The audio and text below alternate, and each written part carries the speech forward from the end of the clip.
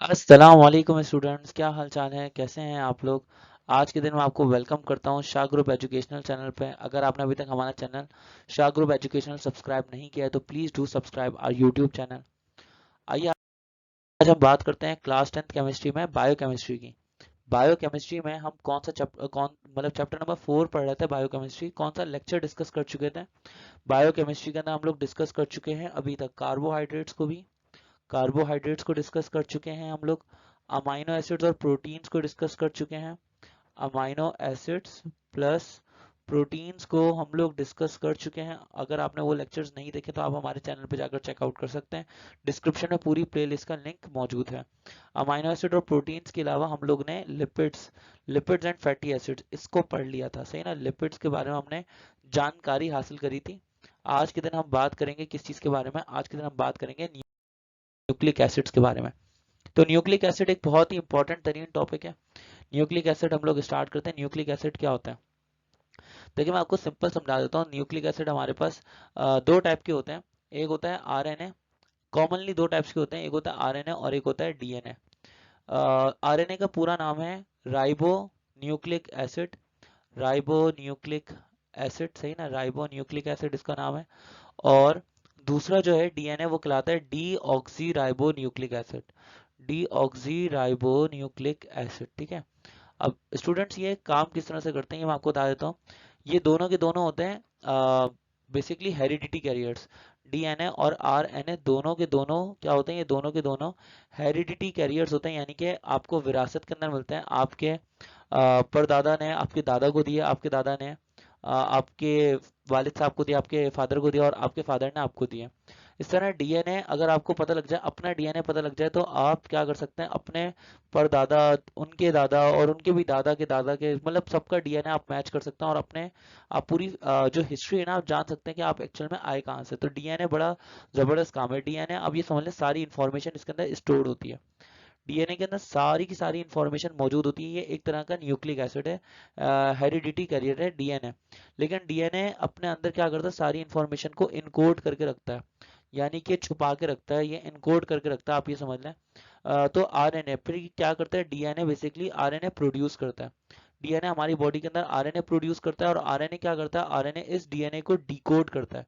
यानी कि आरएनए जब इस डीएनए के अंदर से इंफॉर्मेशन हासिल करेगा, उसको डिकोड करेगा, तो फिर ये आरएनए बताएगा कि हमारी बॉडी के अंदर मसल्स किस तरह से, मसल्स के फीचर किस तरह से होने चाहिए, आंख किस तरह से होनी चाहिए, नाक किस तरह से होनी चाहिए, नाक की शेप क्या होगी, इस तरह कान किस तरह से होने चाहिए। जितने भी हमारी बॉडी की पूरी स्ट्रक्चरल फीचर्स हैं वो आरएनए के थ्रू डिसाइड होंगे, और आरएनए सारी इंफॉर्मेशन ले रहा होगा डीएनए से।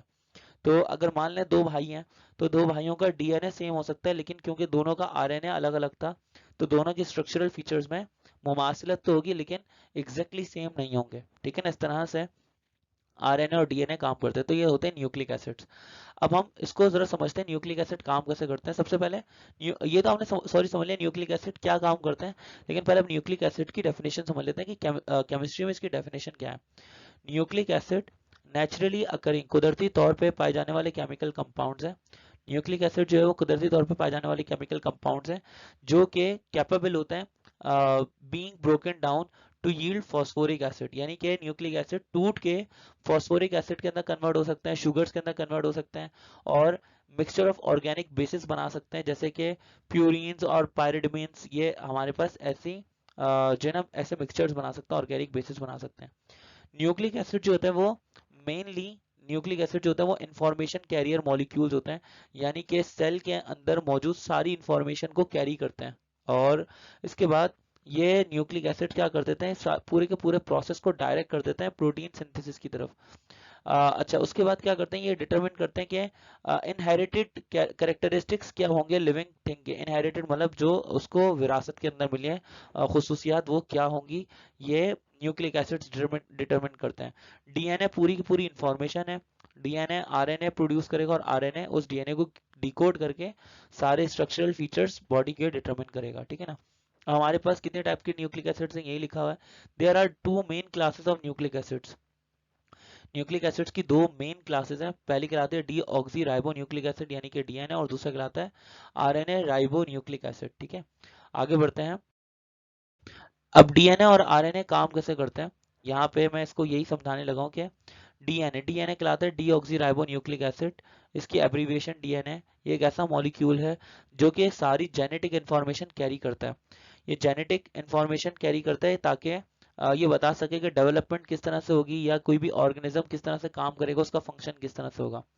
डीएनए का जो स्ट्रक्चर होता है वो टू लिंक्ड स्ट्रैंड्स होते हैं that wind around each other. ये दो टू लिंक्ड स्ट्रैंड्स होते हैं जो एक दूसरे के ऊपर वाइंड हुए होते हैं, जुड़े हुए होते हैं, और ये इस तरह से मूव करते हैं कि हमें ट्विस्टेड लैडर की तरह से रिजेंबल करते हैं। यानी कि एक लैडर, ये एक जो ट्विस्टेड लैडर होती है ना, सीढ़ी होती है, लेकिन वो सीढ़ी को आप डिजाइनिंग वाली सीढ़ी बनाते हैं तो डिजाइनिंग वाली सीढ़ी की तरह से ये ट्विस्ट हुए हुए होते हैं, घूमे हुए होते हैं।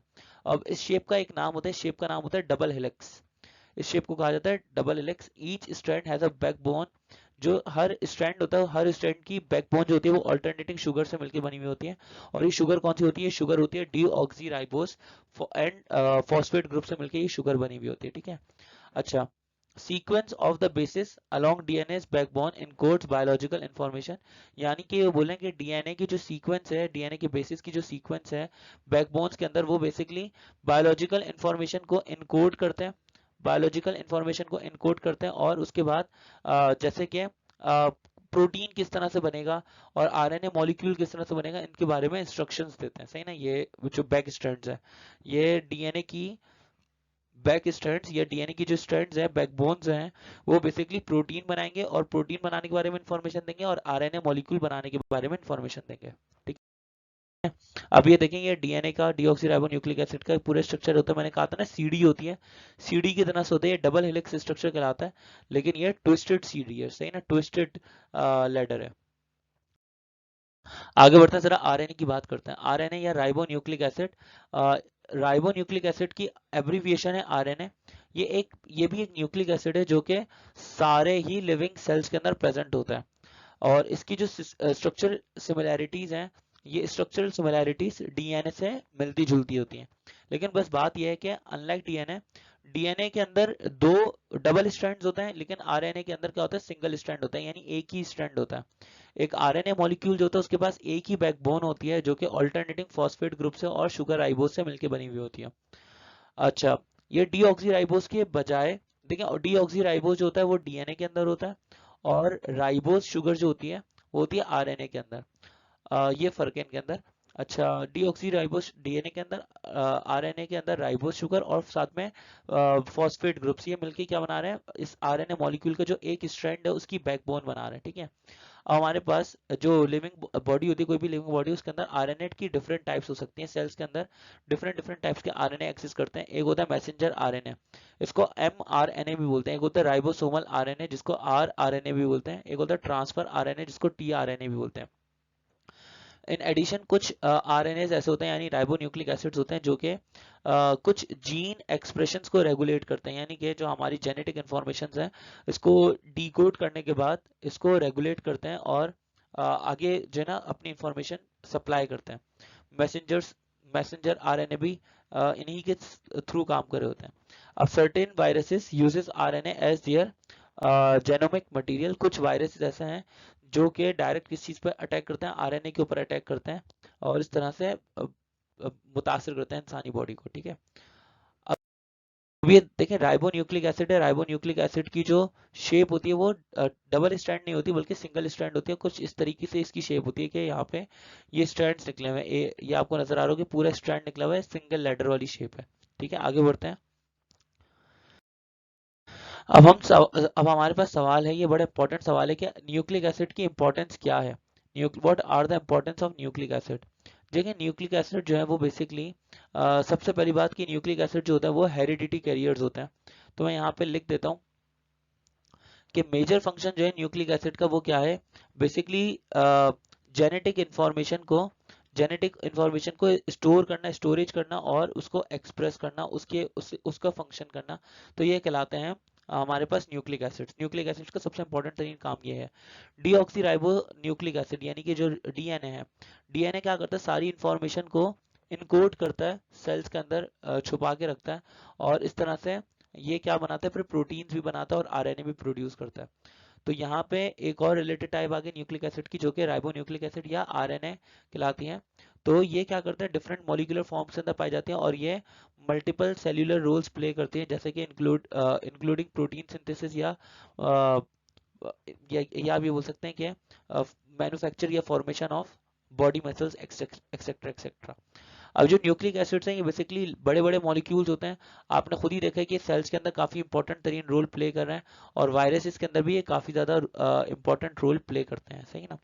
अच्छा, न्यूक्लिक एसिड्स जो होते हैं वो एनर्जी की सोर्स के तौर पे भी काम करते हैं in the form of ATP. ATP की फॉर्म के अंदर ये न्यूक्लिक एसिड्स एनर्जी की सोर्स के तौर पे भी काम करते हैं। तो स्टूडेंट्स, आई होप कि आपको हमारी वीडियो पसंद आई होगी, आपको न्यूक्लिक एसिड्स का टॉपिक काफ़ी हद तक क्लियर हो गया होगा।